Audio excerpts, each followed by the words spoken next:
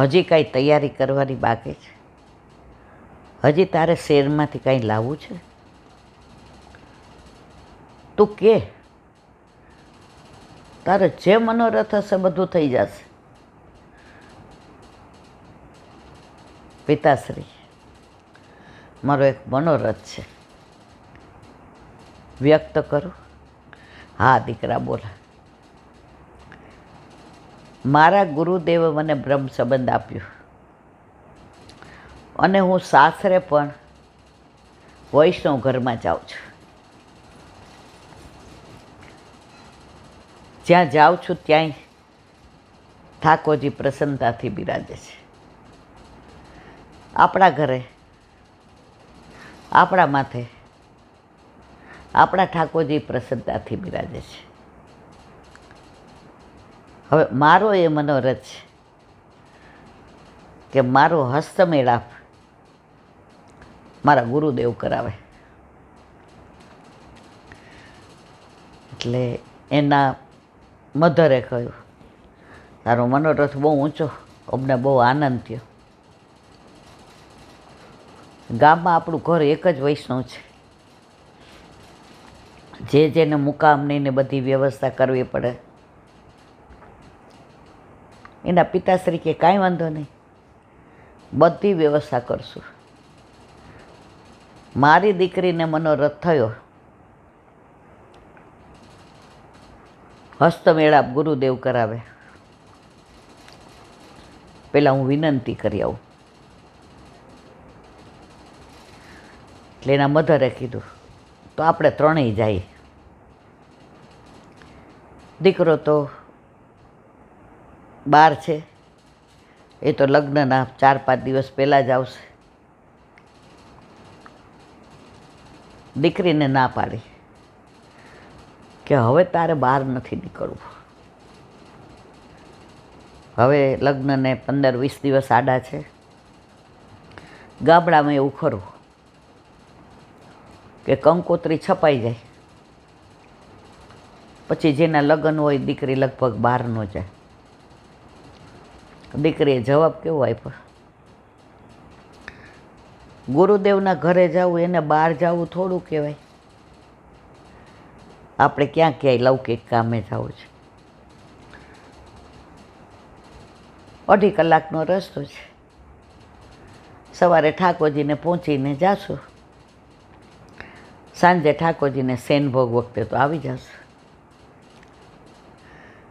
ત્રણેય જણાએ નક્કી કર્યું કે 11 જઈએ. એટલે ગુરુદેવના વચનામૃત એ સંભળાય, યુગલ સ્વરૂપે દર્શન થાય અને એટલા વૈષ્ણવ વચનામૃત સાંભળવા આવ્યા હોય તો એટલા ભગવદીઓના દીકરી કે મને દર્શન થાય અને ભગવત સ્મરણ થાય. એના પિતાશ્રી અંદર રાજી થાય, ભગવાને એક દીકરી આપી છે, પણ એનો ભાવ તો જો. વલ્લભ, તેને સાસરું વૈષ્ણવ આપ્યું છે. આ દીકરીની ખોટ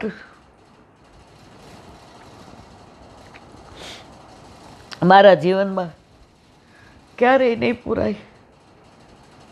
સારું, ચાલ, માં કે તમે દરેક જીદ પૂરી કરો. એને લગ્ન લખાઈ જાય પછી કાંઈ વાંધો નહીં, ગુરુદેવના ઘરે જવું છે. ત્રણેય ગુરુદેવના ઘરે આવ્યા. વહુજી રાજી થયા. મુન્ની આવી, આવો મારા દીકરા, આવો, આવો મારા દીકરા, આવો કર્યું. ત્યાં તો દીકરીના આંખમાંથી મારે મેઘ ખંગાતી. ગુરુદેવ અને ભાભીજી વહુજી મને મારા દીકરા આવું કીધું. ગુરુદેવ પાસે બેઠકમાં ચરણ સ્પર્શ, હા હા સુખેન કરો. મુન્નીને સારું ઘર મળ્યું, સમાચાર મળ્યા, વૈષ્ણવ ઘર છે. બહુ આનંદ. દીકરીને જે ભાવ છે એવો ભાવ ત્યાંય પુષ્ટ થાય એવું ઘર છે. દીકરીએ જવાબ આપ્યો, તમે મારા વાલા સાંભળો, જે રાજ આપે બ્રહ્મ સંબંધ આપ્યું, અંદર ભાવ ભર્યો હતો, એ ભાવ વ્યક્ત કરું છું. મારી પાસે ક્યાં કાંઈ ભાવ કે કાંઈ છે. ગુરુદેવને વહુજી એટલા રાજી થયા. પછી કે હવે સાંજે અહીંથી કણકો લઈને જાજો. હા, અમે વચનામૃતમાં બેસીએ. વહુજી કે ઊભી રહે. અંદરથી સરસ ચુંદડી લઈ આવ્યા, દીકરીને ઓઢાડી. આ તારે છેડાછેડી માટે ચુંદડી. દીકરી તો રાજી રાજીના રેડ થઈ ગઈ. ધીમેકથી કે પણ મારી વાત સાંભળો, હું વિનંતી કરવા આવી છું. વહુજી કે હા બોલ ને દીકરા. જે હંસા અંતર્યામી, આજે વલ્લભકુળમાં આવો પ્રતાપ પ્રભાવ છે અને છે. વહુજી કે આપ શ્રી કેમ આટલું બધું હંસા? એ કે એનું મનોરથ પૂછો. બોલ. આપે મને બ્રહ્મ સંબંધ આપ્યો, મારો હાથ ગોવર્ધનનાથજીના હાથમાં સોંપ્યો, અલૌકિક લગ્ન આપે કરાવ્યા, તો લૌકિક લગ્ન એ આપે જ કરાવવા પડશે. મારો હાથ ગોવર્ધનનાથજીના હાથમાં સોંપ્યો, તો હવે આ મારો હાથ લૌકિક વરના હાથમાં સોંપે, આપે પધારવાનું. હું વિનંતી કરવા આવી છે. ગુરુદેવ કે ભાઈ બાંધી લીધો તે તો મને દીકરા. ગુરુદેવે કહ્યું સાંભળ, તાર લગ્ન કેટલા દિવસની વાર છે? આમ ગણીને કે 11. જો મારું શ્રીઅંગ વૈદની દવા ચાલે તું જાણે છે, હું ક્યાંય પધરાણીમાં જાતો નથી. છતાંય ત્યારે મારી તબિયત સારી હશે શ્રીઅંગ, તો હું ચોક્કસ આવીશ. દીકરી કે હું રાહ જોઈશ. ગુરુદેવ કે તું રાહ જોઈશ, પણ મારું શ્રીઅંગ મને ખબર છે. વચનામૃત સાંભળ્યા, 11 કણકો લીધો, ઘરે આવ્યા. 8 વાગ્યા હતા. ઠાકોરજીમાં અપરસ કરી સેનભોગ ધરાવ્યો. ઠાકોરજી મંદ મંદ મુસ્કાતા હતા. જેણે પધરાવ્યા એના ઘરે જઈ આવ્યા એટલે રાજી રાજી છો નહીં મારા વાલા. તૈયારી થવા માંડી. આણું તૈયાર. ગામડામાં પહેલાં આણું પાથરતા. આણું તૈયાર થઈ ગયું, આણું પાથરું. બધાય હગાવાલા ગામના આવે, આણું જુએ. જમણવારી, વનડે બધી જમણવારી.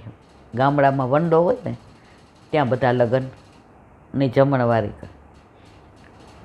બધાએ કીધું મંડપ તમે વનડે બંધાવો. એના બાપા કે મારી દીકરી મારા ઘરે મંડપ હોય, મારા ઠાકોરજી એને વિદાય આપે અને 2 હાથના થાપા અહીંયા બહાર ભારે, મારે વનડે લગ્ન કરવા નથી, ઘરે જ.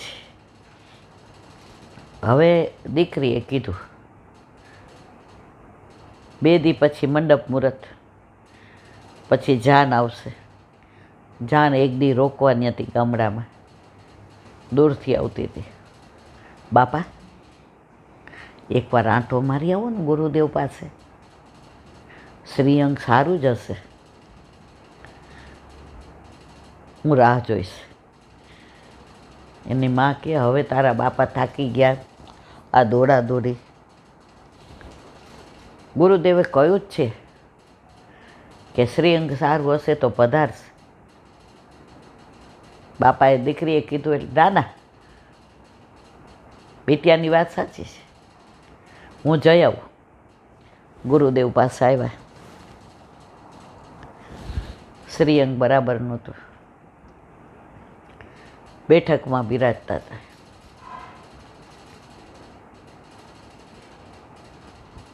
પાછા આવ્યા. બીટિયાએ મોકલો કે જઈ આવો.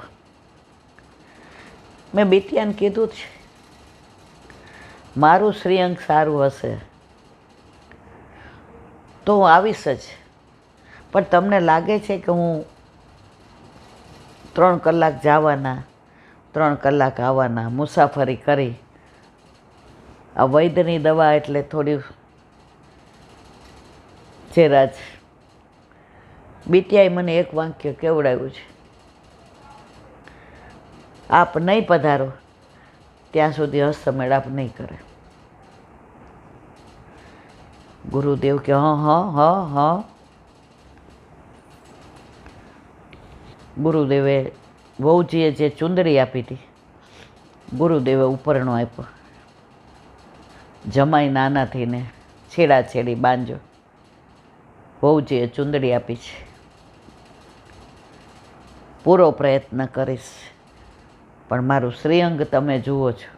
અને ખરેખર ગુરુદેવ થોડા નબળા પડી ગયા હતા, દુબળા પડી ગયા.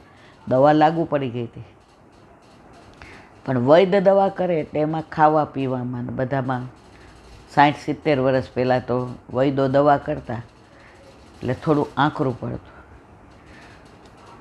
જાન આવી ગઈ, પોખાઈ ગયું.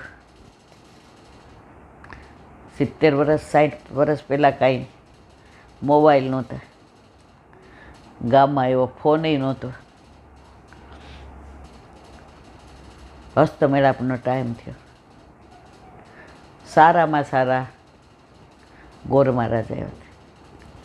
ઘડિયાળમાં યજમાન ઉત્તમ સમય વીતી રહ્યો છે, હવે હસ્તમેળાપ કરાવવો જરૂરી છે. ગુરુદેવ આવશે તો આશીર્વાદ આપશે, હું હસ્તમેળાપ કરાવી દઉં. દીકરાવાળાએ કીધું ભલે. દીકરીએ એ જમાનામાં લાજ કાઢવાની, લાજ કાઢીને એના વર બાજુમાં બેઠા. તમારા ઘરે આવ્યા પછી હું તમારી દાસી થઈને રહીશ. મને મારા ગુરુદેવ ઉપર વિશ્વાસ છે. હસ્તમેળાપ કરાવવા પધારશે. એમાં કોઈ શંકાને સ્થાન નથી.